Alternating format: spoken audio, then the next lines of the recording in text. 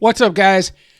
It hasn't been that long since I made a video. I said I was going to try to make these more, at least weekly. Keep up with the times. So, we had the Elimination Chamber, all right? We had Elimination Chamber Saturday. I got the results right in front of me. I did watch it. I know most of the results in my head, just, I can't remember the, excuse me, all. And I thought I'd bring out the big gold, Big Eagle Gold version 2, the curved belt, basically the Stone Cold when he got it, when Vince gave it to him. I love this belt. So I thought I'd whip it out for this. I got some opinions on WWE. First, I'm going to start with, I'll do like an overall at the end, but let's start first with the, Women's Elimination Chamber. I thought it was good. I mean, I don't have any issues with it per se during the match. Everyone was good. I don't remember there being like any real big botches or anything like that. But it had Rhea Ripley, Tiffany Stratton, Alexa Bliss, I always say her name wrong. Asuka, Raquel Rodriguez, and Kiana James. By the way, Kiana James, I think they're absolutely going to push her at some point. She looks amazing. I mean, listen, I'm not saying it's all about looks, but let's be honest, she looks amazing. She's got the right kind of attitude. She's athletic. I think she's going to get a push at some point. And to be honest with you, I was a little surprised they didn't push her in this, but I'm going to get to that. So, again, good match overall. No botches or anything like that. I hate the word botch, but there wasn't anything that I saw that really that really was like, oh man, that's a big mess up. Everyone came out of the match. No one got majorly injured, which is a good thing. I just don't like the ending. I know Rhea Ripley is she's been at the last couple of WrestleMania. She's on a roll. She's probably the top female superstar, maybe even in the time, someone you can say at the top in WWE right now. And she's a great wrestler. She's a great character. She's a great, she fits everything that you'd want. And I understand why you would push her. But at the same time, I do feel like WWE is not pushing a lot of their younger talent.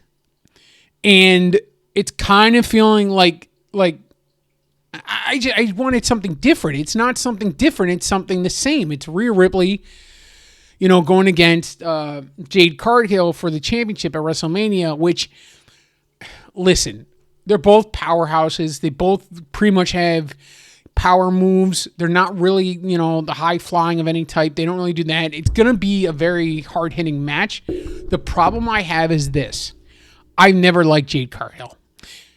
Here's why. She looks amazing. It looks like just one of those, first glance you're thinking, God, yeah, she is absolutely a WWE superstar. She should absolutely be being pushed. She should be a champion, all that. The problem I have, I just want to see, am I missing? Oh, that's just a logo. I was missing a gem. The problem I have with her is that she cannot wrestle. She cannot, and she can do moves, like she can do, but she can't sell, right? Like she doesn't sell well to me at all. I think she's dangerous in the ring. It was funny because Triple H on the after show thing was talking about how no one wants to wrestle her, or no one wants to, is afraid of her. I'm like, no one wants to wrestle because she's going to hurt them. She's just not good in the ring. And I kind of feel like she's one of those, like, once they take the championship off of her, I don't think she has a long career in the WWE. That's my opinion. I don't think, again, it's because she cannot sell very well at all, and I don't think she's a good wrestler. Maybe Rhea Ripley, they're thinking put someone like Rhea Ripley in who can help kind of sell it. And, maybe WrestleMania, that's she kind of carries Cargill over. I don't know who wins that match, who you put. Rhea Ripley's been champion before, and I kind of feel like you put the championship on her. We're just seeing that again.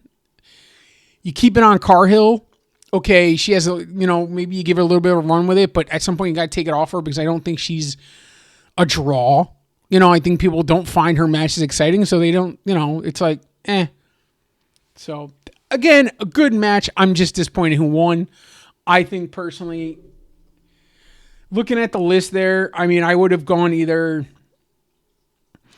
I would have either gone uh, Kiana James,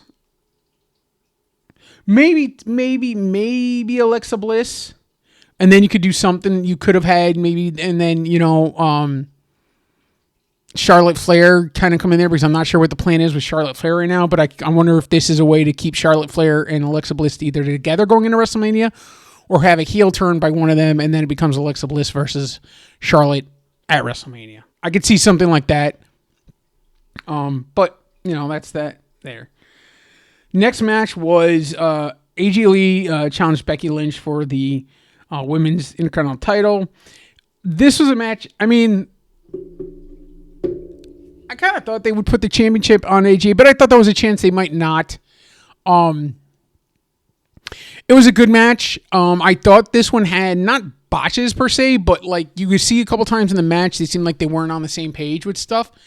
I liked the ending. I thought that was good. I liked how Becky Lynch was kind of basically looking to cheat and win any way she could.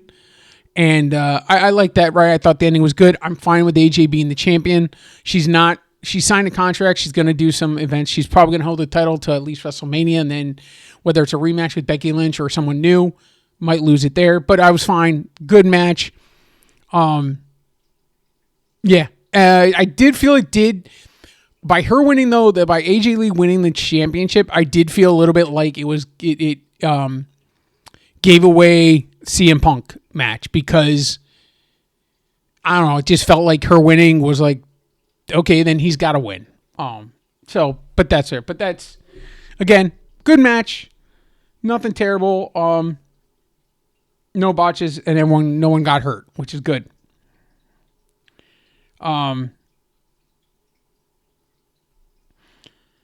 So then we had, was it CM Punk? Did they go right into that? Yeah. Seems like there's more matches than that, but it might have been just those 4. I don't know. So then we had CM Punk defended against Judgment Day's Finn Balor. Again, great. Good match. I think CM Punk has shown his age. I don't know how long his contract is, but I think after WrestleMania, whether he wins or loses at WrestleMania, I think after WrestleMania he will lose. If he wins the title at WrestleMania, he will lose it shortly after WrestleMania because I think he's going to take. He's going to go down. His match is going to go down and everything. He just looks tired in the ring. But again, no real big botches or anything like that. He actually got a bloody lip. I thought just great, hard-hitting match. Both guys did good. Great match, and I liked it. I'm okay with CM Punk winning. I think this sets Finn Balor up to go for the Intercontinental against Dominic Mysterio because I do think Balor is going to become a face. And I think you put him against, him kind of breaking off of the Judgment Day and becoming his own thing again. And I think him definitely going against, I think it'd be a great setup for him to go against Dominic Mysterio for the Intercontinental Championship. But that was a good match. Again, I kind of felt the ending was given away, or at least who was going to win was given away when AJ Lee won. But it was a good match. I loved Punk's entrance, kind of going back to Michael Jordan entrance, which I loved. So I thought that was really good. And I like at the end, again, the handshake, I think, signifies that Balor is going towards that face and is going to be leaving the Judgment Day before WrestleMania. That's kind of my guess on that. Then we have the Men's Rumble. Now, here's what's interesting to me, again, and in case you're wondering, or not Men's Rumble, excuse me, the Men Elimination Chamber. So that was, let's see, that had the... So it was Cody Rhodes, Logan Paul, LA Knight, Randy Orton, Javon Evans, and Trick Williams. And this one, I again, good match, great spots. Evans jumping off the cage there. Look, Paul being thrown off the cage. There were some really good spots. I'm fine with the ending. Now, I was a little disappointed that it was Seth Rollins who was the masked man in this. We all knew it was him, or at least he was going to be a big part of that. My hope was that while, yes, he was going to be a big part of it, I kind of hope that they would find someone. Now, I can't remember his name, and I know I should.